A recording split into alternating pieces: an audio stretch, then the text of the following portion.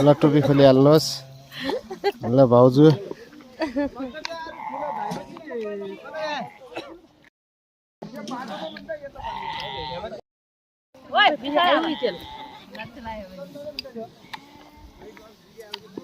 मेरो video call गराइदिनु